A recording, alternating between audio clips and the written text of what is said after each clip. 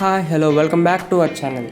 ఈరోజు ఈ వీడియోలో ఏంటంటే ఎవరి కోసం అంటే నాకు ఎంసెట్లో మంచి ర్యాంక్ రాలేదు, నా ర్యాంక్కి నాకు నచ్చిన కాలేజ్ రాదు, మంచి ర్యాంకే వచ్చింది కానీ నేను అనుకున్న కాలేజ్ అయితే సీట్ రాదు. సో అలాంటి వాళ్ళ కోసమే మేనేజ్మెంట్ సీట్స్ అనేవి ఉంటాయి. మేనేజ్మెంట్స్ అనొచ్చు లేదా కేటగిరీ బి సీట్స్ అని కూడా అనొచ్చు. సో ఈ మేనేజ్మెంట్ సీట్ ఏంటి అంటే మీలో చాలామందికి తెలుసు, బట్ తెలియని వాళ్ళు కూడా ఉంటారు కదా, వాళ్ళ కోసం ఈ వీడియో. సో వాళ్ళ వీడియోని అయితే జాగ్రత్తగా చూడండి. అంటే ఇప్పుడు మీరు ఒక కాలేజ్ అనుకున్నారు కానీ మీ ర్యాంక్కి ఆ కాలేజ్ రాదు, అయినా సరే మీకు ఆ కాలేజే కావాలనుకుంటే మీరు ఆ కాలేజ్కి వెళ్ళి అప్రోచ్ అవ్వాలి, డొనేషన్ అనేది పే చేసి జాయిన్ అవ్వాలన్నమాట. మరి ఆ డొనేషన్ అంటే ఫీజు అనేది ఎంత ఉంటుంది అని అడిగితే కాలేజ్ మీద డిపెండ్ అయ్యి ఉంటుంది. మనం చెప్పలేం కదా ఏ కాలేజ్కి ఎంత ఫీ ఉంటుంది అని. సో అందుకే కాలేజ్కి వెళ్ళి అప్రోచ్ అవ్వాలని చెప్పాను.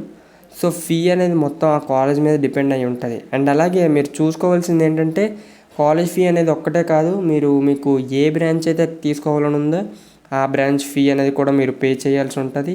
బ్రాంచ్ ఫీ అనేది అరౌండ్ మీకు ఒక 3 to 4 lakhs అలా ఉంటుంది అప్రాక్సిమేట్లీ చూసుకుంటే. ఏ కాలేజ్ అయినా సరే సేమ్ ఆ రేంజ్లో అయితే ఉంటుంది. బ్రాంచ్ వైజ్ అనేది ఫీజు అయితే ఉంటుంది, మీరు చూసుకొని జాయిన్ అవ్వాలి. ఇంకేమైనా అంటే స్కాలర్షిప్స్ ఏమైనా ఉంటాయా అంటే అవి ఏవి ఉండవు. అలాగే కొంతమంది ఎడ్యుకేషన్ లోన్ అంటారు, అది ఉంటుంది, అవి తీసుకొని జాయిన్ అయిపోవచ్చు అనుకుంటారు. ఎడ్యుకేషన్ లోన్స్ అనేవి ఏమి ఉండవు. సో అదన్నమాట మేనేజ్మెంట్ సీట్స్ కోసం. ఇప్పటికే చాలా లేట్ అయిపోయి ఉంటుంది. సీట్స్ అనేవి చాలా లిమిటెడ్గా పెడతాడు, మేనేజ్మెంట్ సీట్స్ అనేవి చాలా లిమిటెడ్గా అయితే పెడతాడు. కాబట్టి మీరు ముందే వెళ్ళి రిజర్వ్ చేసుకోవాలి, లేకపోతే చివరికి అవి కూడా మిగలవు. అండ్ మీకు ఏంటంటే మీ బీటెక్ 4 years ఫీజు చూసుకున్న ఎలా లేదన్నా మీకు 12 lakhs వరకు అవుతుంది. ఇది మినిమం అనమాట. మ్యాక్సిమం ఎంతవరకు ఉంటుందో ఎక్స్పెక్ట్ చేయొచ్చు మనం, 15 lakhs అలాగా. అది అంతా కాలేజ్ మీద డిపెండ్ అయ్యి ఉంటుంది కాబట్టి. సో మీరు మేనేజ్మెంట్ సీట్ తీసుకుంటున్నారు కాబట్టి మీరు చాలా ఆలోచించాలి సెలెక్ట్ చేసుకోవాలనేది. అండ్ అలాగే మనం ఇంకా మాట్లాడితే మేనేజ్మెంట్ సీట్స్కి ఎప్పుడు వెళ్ళాలని మాట్లాడితే, ఎప్పుడైతే మీరు ఇంకా ఫుల్ క్లారిటీతో ఉంటారో, అంటే నాకు కౌన్సిలింగ్ పెట్టినా పక్కా రాదు అని అనుకుంటారో అప్పుడు వెళ్ళండి మేనేజ్మెంట్ సీట్స్కి.